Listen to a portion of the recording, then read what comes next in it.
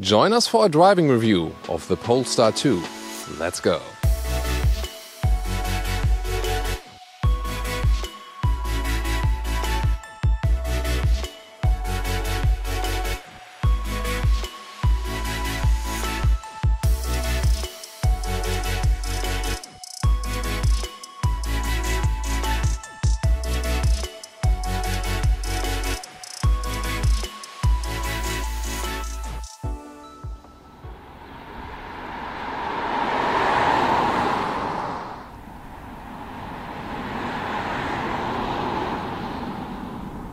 In the front here you can see a sporty stance on the road by the Polestar 2.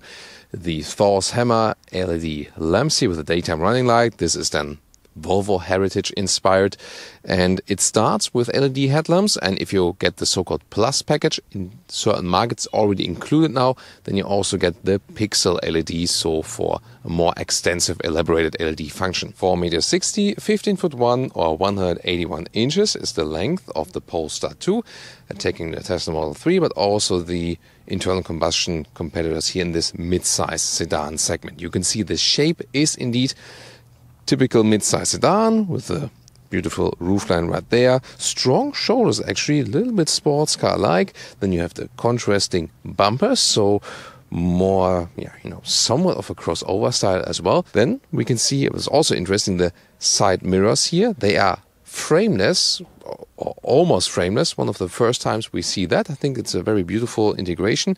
And you can see here, very flat roofline, also not so high with the windows right there. In the rear you can also see a very sleek design. You realize that the Polestar CEO, Thomas is a designer at heart. Then you can see here, the light strip goes all over the vehicle right there, and then forming this C on both sides, Polestar logo, and then this contrast between the vehicle color and the black lower part. Of course here even more contrastish because it's a white vehicle. About charging and battery, so this is on the driver's side. 11 kilowatt AC charging, up to 150 kilowatt DC charging. Of that 78 kilowatt hour battery gross, or 72.5 kilowatt net, and that will give us a range officially 470 kilometers and 290 miles, but if we're a little bit more realistic and depending on situation, 440 kilometers or 270 miles, that's what you can always count with.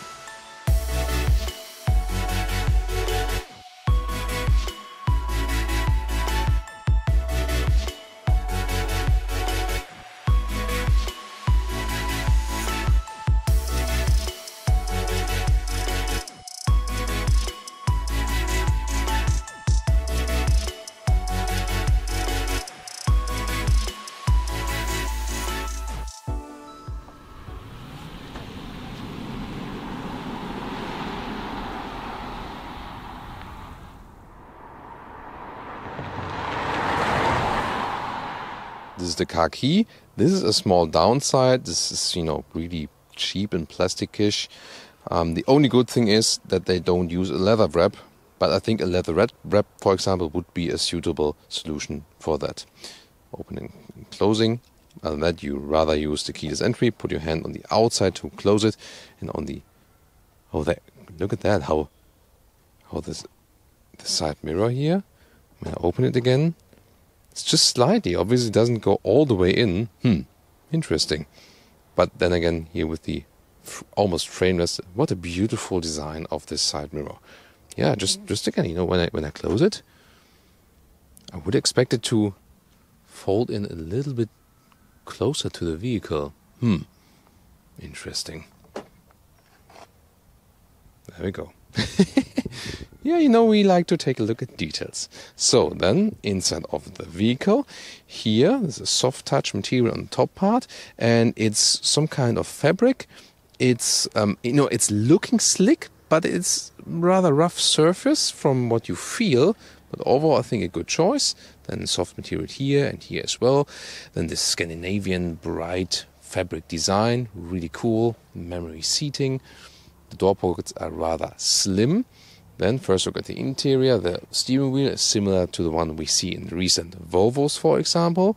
Then dashboard material is not exactly hard packed, a little bit soft. And again, this fabric surface, everything looks and feels really good.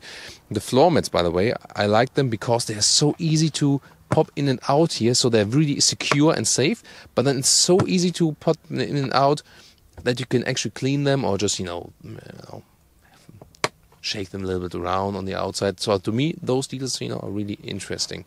Then the seats, one of the key features here. This car is really vegan from the interior. So animal-free materials, both on the steering wheel and on the seats here. Either with this black design, or you can also get a bluish design, actually. They still, unlike Tesla, offer animal skin option. But that's, of course, not really necessary and also doesn't make sense because these seats here, interesting, the outside fabric is a little bit, rougher and more open cell, I would say, from the material. The inside looks slick. It looks like a leatherette, but it also has some kind of a structure to be more breathable, actually. And so the big advantage then also just practical-wise is these seats will stay cooler in summer and warmer in winter, unlike the animal skin option, which you should not go for ethical reasons, environmental reasons, and of course also just for practical reasons. So very good job by Polestar to introduce that. The performance pack here introduces also these golden seat belts. I like that, so it's a nice contrast to that. Getting inside is like typically with the mid-size sedan. And you find a good seating position. The seats are also quite comfortable from the first impression. Zoom motor driving. The lower part you can put out. And this fabric material is really something very new. It's very interesting. It doesn't feel... this is like a typical fabric material you find in cars, which is totally good. But this one here, indeed new. And I think they really wanted to do that to combine somehow, functionality and the design looks. So a very interesting approach. And we would really like to see more of that. That shows that it's really possible to combine sustainability and premium. This is what this car is actually all about. Here the steering wheel, again Volvo inspired. I think they could do something more in the future there to differentiate it from the Volvo models. Right side here to control something of the instruments on the left, or here the volume up and down. Voice input you can also activate here, or then just with the speech input, soon more to that. Left side then for the cruise control functions. On the middle part here you have the vertical screen, so it's about 11 inches and the left digital instrument is 12.3 inches, and the overall design is very clean. Optional Harman Kardon sound system, or included in the Plus package, which is in some markets now also included. Really depends on market specifications. Then here again softer dashboard and the nice fabric here with a rather rough surface, but a very interesting one. Then the matte wood experience here and also at the inside there. So a beautiful interior design. This inductive charging pad for your smartphone, but you also have two USB-C chargers right there in the front. Then we have this crystal look volume knob. Thank you so much that we still have a manual volume knob. That's really cool. And the play on stop button. Assistant systems you can also activate or deactivate, and everything has a clear overview actually. See, the battery is not quite full yet, but definitely enough. And here, look at that, how easy everything is. I mean, it is so intuitive even if you have never seen the system yet. Then the camera system here again, you can reach it right there. And this then is this app view for the for the Android system. You can use the Play Store and install new apps. This is something that we will build more and more, that you can install more and more apps. Well, here the temperature is in the screen, and to reach that while driving, this is maybe the only flaw. I like to have separate climate knobs, but the design of the car hardly makes it possible. Seat heating here and also heated steering wheel. But the voice assistant is so sophisticated that in this case, it's easy actually. There will be Apple CarPlay available, by the way, later on in 2021. Android Auto actually not. The reason is you don't need it because this is an Android system already and you can do everything with it. You would connect your phone via Bluetooth for the contacts and so on. And here you just then say, yeah, or use the Google Assistant. Google Maps, of course. Look at how responsive that is. And we all know Google Maps is the best sat nav, and it really includes all the live data, and you can just, get to the destination very quickly. Hey Google, drive me to Berlin. Berlin is 5 hours and 49 minutes from your location by car in light traffic. So, that's totally flawless, and also, how quickly everything was realized from the voice input. Rear, here, inside of the doors, also with the soft touch fabric. Then again, the bright Scandinavian furniture design right there, and also the same seat design in the rear with the nice contrasting seat belts as well. Hey, we had 3 contrasting seat belts here in the rear. Way to go. And in the middle climate unit, you also have seat heating for the rear outside seats, and also behind this cover there are 2 more USB-C chargers. So, it's not like a typical EV only platform. So let's see about the result there. And legroom wise, it's actually no problem. So again, with 1.6 or 6.1, enough legroom left. When the seat is in the lowest position, I can hardly put my feet under it. So when you have big feet like I do, then you should raise the driver's seat a little bit. Say, hello driver, could you put the seat a little bit higher? Thank you. And then you can even, better fit with your feet here. Maybe that's one design flaw. The seat should have been flatter from the lower part. Headroom-wise, exactly fits for me. So my hairs do touch the steering when I put up my spine. But I think it's still okay. 405 to 1095 liters is the boot capacity with folded seats. Here, the button below, clean design integration, but that might catch a lot of dirt then while driving. That's the downside of it. But you can also open it with the key fob, for example. This is really cool. A fastback opening, big difference to the Tesla Model 3, which has this typical sedan opening. This is way easy to load things in and out. If you don't want to open that wide, you can also, for example, stop it in this position, then hold in this position, then the opening button after, beeping sound occurs. Next time it will also stop in this position. This top cover here you can remove if you like. We cannot flip the seats or fold the seats from here. You could reach over. I'll soon do that. What is interesting that we have a trunk split right here. This is really cool. We know that from Volvo models as well, to secure, for example, when you just want to put a backpack in here and you don't want it to fly all over the place, or just to split it here for a cabin trolley. This, I think, is a great, easy solution like this, and then it can't, slide all over the trunk. You can see it also fits in here in the vertical way, no problem actually. And then below that, you could then again also store your charging cables. This is a body cover here for shows, for example, but this doesn't belong to the car at all as a customer then. This is actually good space also for the charging cables, because the rear trunk is always better to open, so you can, vary that.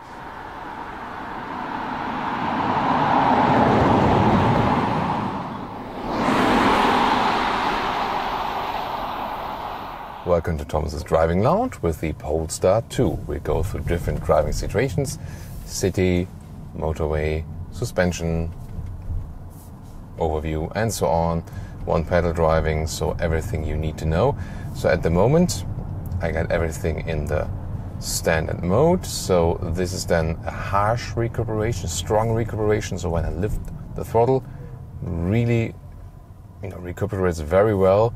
So you actually don't need the brake pedal in most situations. You just have this one pedal driving feeling.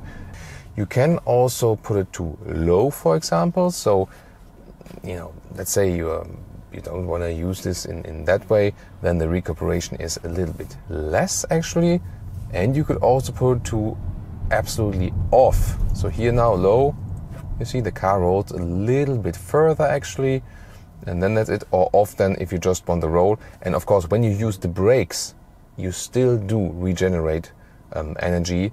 It's just that, it's a different setting. Here, creep mode, by the way, when I set the creep mode to on, then, now it's like uphill, but then the car creeps a little bit forward when you stand still, like this. Now it works. Here, creeping a little bit forward. That's more like a normal automatic gearbox, for example. I like this feature actually also for traffic, for example. Then you roll a little bit forward, just by releasing the brakes. I would leave it like this.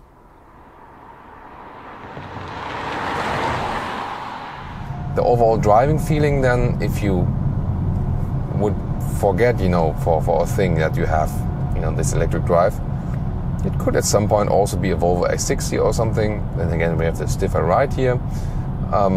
So this is the thing about this car. It's not, it's not normal. So you feel like driving a normal mid-size sedan. It's not that spaceship and unique like with the like the Tesla Model 3. When you drive the Tesla Model 3, it's really like unlike anything else. So this is more normal car-like, so to say. But then it adds this, this special characteristics, its unique features, and I can just say that everything that set this part here apart, for example, from the Volvo X60 combustion engine, is indeed better. There's better acceleration. The car has a lower center of gravity that makes it feel very sporty.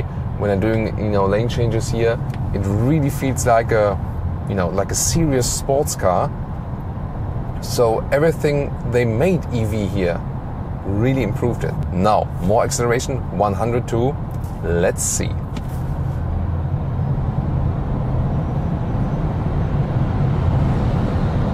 Whoa. And 180 kilometers an hour. You see here, already when we're at speed, still a good acceleration. But that BMW was also quite fast. And now to 160 kilometers an hour and still good. As for noise insulation, it's really silent here. Remember, when we're in electric vehicles, there's no engine sound that would cover wind noise and so on. And therefore, this insulation is even more important here. And that was also perfectly fine. Here now, at about 130, 125 miles, 125 kilometers an hour. Yeah, that would be a little bit fast. So 130 would be some, 80 miles, typical motorway speed, also with a higher motorway speed. And that's once again totally fine. Great noise insulation, also higher speeds. Lucky that we are on German motorway today and we can test an even higher speed. And wow, such a fun to accelerate out even at higher speeds. So amazing. Look at that, 180 kilometers an hour. And again, it's not exceedingly noisy here or so. Really cool. Driving dynamics is awesome. Maybe a little bit more feel in the steering wheel, but then when you set a little bit stiffer here in the mode, it's actually quite cool. It's a lot of fun to drive. Low center of gravity, so agile feeling of this vehicle. More agile than any other mid-size sedan. It feels sportier also than the Tesla Model 3, even though it doesn't have like the hyper performance acceleration, but it's more than enough. It has some serious power, really good. Recuperation is good, one pedal driving feeling is good. The noise insulation is well done.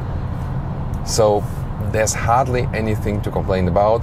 The seats here also give you a good long-term support and so on. So this is again, just like we've seen exterior design, styling-wise, interior and so on. Such an awesome vehicle, can't say otherwise.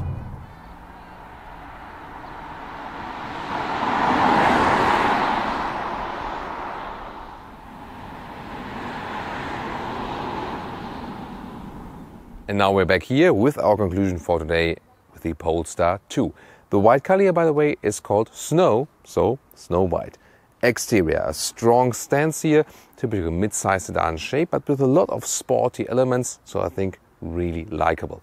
Interior, a clean design, clean layout, high build quality, and actually in this case, totally animal-free materials. Yes, they still offer the option, but most people probably won't go for it, and there's also a reason behind it. So, a very good interior. Also have enough space.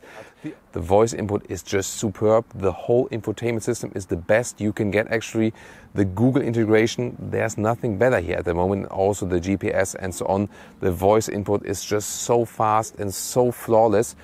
So the thoughts behind this vehicle are really, really good. That we have the Fastback Opening in the rear, for example, as well.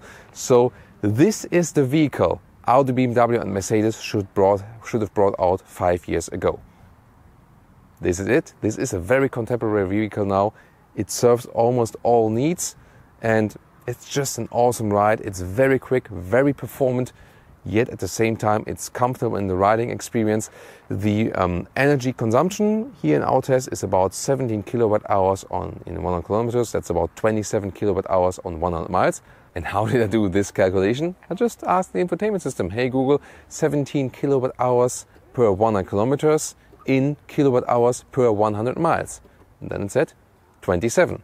So, and that also confirms our approximate range figure of about 440 kilometers or 270 miles. And I think that's also absolutely sufficient. So, you need a charging infrastructure at home or at work. That's of course with every electric vehicle that, shouldn't rely all on the remote charging stations and the public charging stations and so on. But other than that, I think this is actually the mid-size car to go for. The Tesla Model 3, of course, two strong competitors now. The Tesla has some tweaks here and there, some very good things. Maybe it's a little bit more efficient here and there, for example. And it's a different infotainment system, for example. However, the Polestar better in the interior build quality, for example. The driving dynamics is also superb, actually. So they're really, really very close. At the moment, probably I would rather tend a little bit towards this one here. And it's rather clear that when you have your charging infrastructure cleared, this car here really exceeds the performance of the internal combustion engine competitors. And that's something really astonishing. So, what a surprising experience here with the Polestar 2. Really impressed here today. What's your opinion? Please discuss it in the comments, and also what you think about the comparison then to the competitors. We'll also link some interesting videos for you in the video description and also in the pinned comment. Thank you so much for tuning in today. See you next time.